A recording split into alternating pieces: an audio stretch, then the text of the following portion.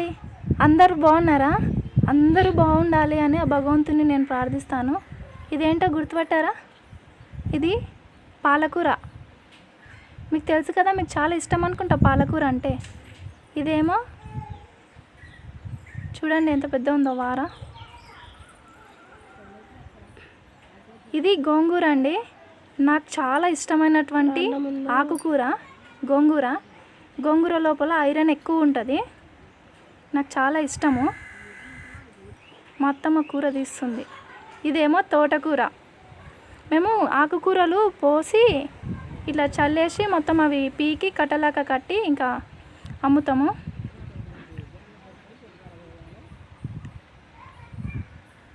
వారాలు వారాలు అంటాము ఇవి. ఇదేమో మెంతికూర. మెంతికూర చేసుకొని చికెన్ చేసుకుంటే సూపర్ ఉంటుంది. ట్రై చేయండి ఒకసారి. ఇవి ఆనపకాయ చెట్లు చూడండి.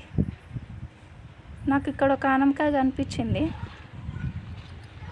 కానీ చిన్న ఉంది, తీయలేదు. మా అత్తమ్మ ఆల్రెడీ తెంచిపెట్టింది ఆనపకాయలు. చిన్న చిన్న ఉన్నాయి. ఒడిచేను గెట్టుకు వేసినాము. ఆ తడికి ఆనపకాయలు బాగా వస్తాయని. ఒకవేళ మనం వాటర్ పెట్టకున్నా సరే ఆ ఒడిచేను తడికి గెట్టుకు మంచిగా వస్తాయి. మా అత్తమ్మ ఆల్రెడీ తెంచిపెట్టిందని చెప్పిన కదా ఆనపకాయలు.